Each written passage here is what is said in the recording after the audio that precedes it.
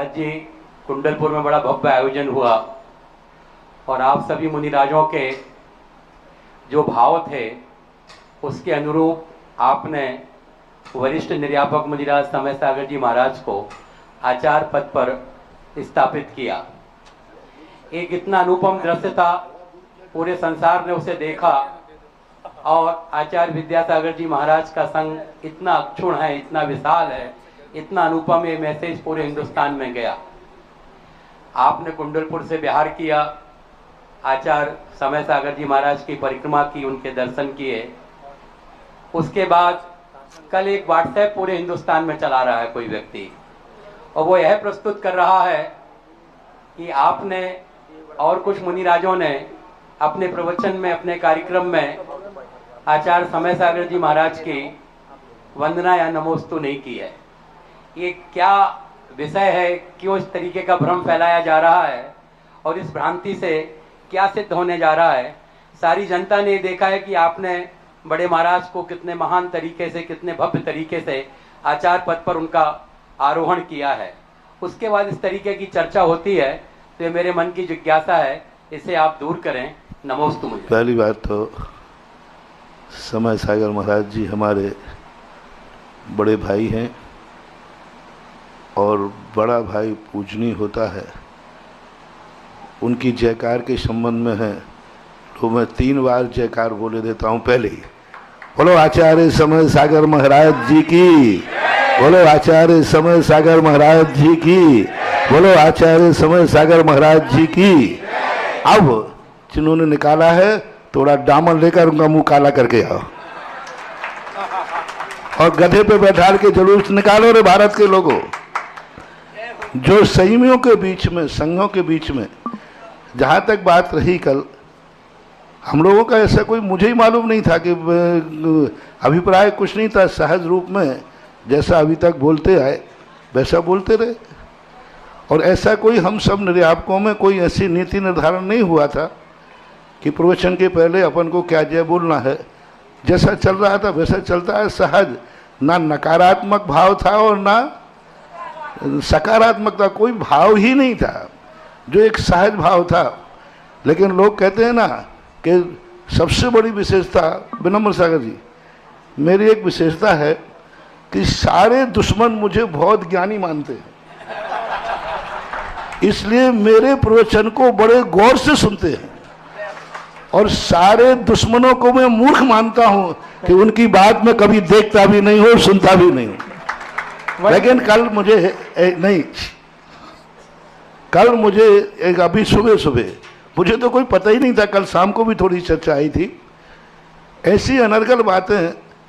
कोई बताते कोई सागर की औरत है, कोई बताते एक वो व्यक्ति है जो 3 बार साधु बनकर भ्रष्ट हो गया। ऐसे अनर्गल लोगों के माध्यम से यदि संघ समाज चलेगी तो हमारी साधु संगति की तो बहुत श्रमण संस्कृति का नाश हो जाएगा। हम साधुओं, हमारे पूज्य गुरुदेव हमेशा कहा करते थे, साधुओं के बीच में जब भी कोई ग्रस्त या वस्त्रधारी आएगा वो नियम से नाश करेगा। हम साधुओं की, आप सबने, सारे भारत ने देखा कितना पवित्र आचार्य पदारोहण किया, विश्व में पहली बार हुआ है। और हमारा संघ है, हमारा संघ अखंड था, अखंड है और अखंड रहेगा। हमारे में जो आदर्शताएं, एक दूसरे के आदर्श हैं, हम एक दूसरे का सम्मान करते हैं। हमारे गुरु ने जो हमसे छोटे बड़ों का सम्मान सिखाया है, आज गुरु के अभाव में भी कायम है। और कायम क्या, जीवन के अंतिम श्वास तक कायम रहेगा। लेकिन इन ग्रस्तों के, इन कुत्ते कुत्तियों के कहने पर मैं जय बोलने वाला नहीं हूं। जय अंदर हृदय से बोली जाती है, अंदर चेतना से बोली जाती है, संघ की परंपरा से बोली जाती है। हम निर्यापक करेंगे, हमारे निर्यापक के इस समय ज्येष्ठ निर्यापक योग सागर जी महाराज हैं। समय सागर जी आचार्य बन गए, इसलिए सबसे बड़े कौन हो गए निर्यापक? योग सागर। हम योग सागर जी परामर्श करेंगे, योग सागर हमें आदेश देंगे, निर्देश देंगे, ये बात तो बनती है। हमारा योग सागर महाराज कहते, हमारे महाराज जी आपने जय क्यों नहीं बोली, आपको बोलना चाहिए। तो मैं तुरंत कहता आई एम सॉरी प्लीज, आपने कहा नहीं। मैं इन कुत्ते कुत्तियों से डरने वाले नहीं, कह दो इन कुत्ते कुत्तियों से कि मुझे इनके काटने से रेवेज नहीं होता है, और ये कई बार मुझे काट चुके हैं। इन कुत्ते कुत्तियों का यही काम है। एक छोटी सी बात पहले मेरे से आके पूछते कि महाराज किस बात के कारण क्या हुआ। तुम लोगों का एक ही काम है कि जब भी किसी साधु की चर्या में कोई भी अंतर तुम्हें अच्छा ना लगे तो जो उनके संघ के नायक हैं उन तक आपको सूचना देने के बाद आपका कार्य खत्म। जैसे आप लोग कोई भी झगड़ा होता है तो आप FIR थाने में लिखा देते, कोर्ट में चले जाते, फिर उसके बाद निर्णय किसके हाथ में है? तुम्हारे हाथ में तो नहीं, तुम्हारे हाथ में कोर्ट तक जाने का निर्णय है। इसी प्रकार सारे भारत की जनता से मैं कहना चाहता हूं कि जब भी किसी साधु संत के हो, उनका कोर्ट और न्यायालय होते हैं उनके मुखिया नायक, वहां तक जाकर के आप अपनी FIR दर्ज करा दीजिए, सूचना दे दीजिए। निर्णय करना उनके हाथ में है, तुम कोई निर्णायक नहीं होते हो। ये बहुत ज्यादा इनका समाज, ये कुत्ते कुत्तियों का सारे भारत की समाज से कहना है कि इनको कुत्ते कुत्तियों का मुंह बंद करो, अन्यथा मुझे कुछ शस्त्र उठाना पड़ेगा, मुझे कुछ शास्त्र उठाना पड़ेगा, मुझे कुछ आवाज उठाना पड़ेगा, तो शायद वो कानी हौज के रूप बना ले लेवे। पिंजड़ा पोल होते ना, पिंजड़ा पोल, हाँ पिंजड़ा पोल की स्थिति ने होना है। सारे भारत की जनता से मेरा कहना है, इस प्रकार के संघों की आवाज उठाने वाले इन कुत्ते कुत्तियों के लिए बेल्ट लगाओ, पट्टा डालो, अन्यथा बहुत बड़ा अनर्थ हो जाएगा। छोटी छोटी बातों का माहौल बना देते, छोटी छोटी बातों को सारी दुनिया में फैला देते, और ये बहुत बड़ा क्राइम अपराध है, बहुत बड़ा अपराध है। समाज को चेतना चाहिए, ऐसा क्यों उड़ाया उन्होंने। और दूसरी बात उसमें लिखते हैं हम बहिष्कार करना चाहिए। समाज बहिष्कार करेगी साधुओं का, जिस दिन ये होने लग जाएगा उसी दिन श्रमण संस्कृति खत्म हो जाएगी। साधु जब बोलता है तो बोलते हो कि भाषा से बोलना चाहिए, और ग्रस्त साधुओं को कुछ भी बोलता जाए इस पर आपके कान पर जुआ नहीं रहता। किस भाषा में आज तुम्हारे लिए बोल दूं मैं कि इनका बहिष्कार करना चाहिए, तो कहते साधु को ऐसा नहीं बोलना चाहिए। और एक ग्रस्त, एक वस्त्रधारी साधुओं के संबंध में ऐसा बोले, इसके संबंध में समाज चुप बैठ जाए, तो ये समाज कायर है और बड़ी मुनि भक्त समाज बनने को बैठी है। सागर समाज से मेरा कहना है, यदि ये सागर समाज से आवाज उठाई है तो सागर समाज वाले चेतो, ऐसे कुत्ते कुत्तियों के लिए पट्टे लगाओ सागर वालों, अन्यथा कहीं ऐसा ना हो कि सागर में आकर के ही मुझे इस बार का शंखनाद और आगाज करना पड़े। और उस समय फिर समाज के ऐसे कार्यों के लिए मुझे बुलाने और नहीं बुलाने की कोई सवाल नहीं उठता। तुम नहीं बुलाओगे तो क्या मेरा बिहार रुक जाएगा? ऐसा होने वाला नहीं। फिर ऐसों के लिए तो मैं समंत्रभद्र बन जाता हूं।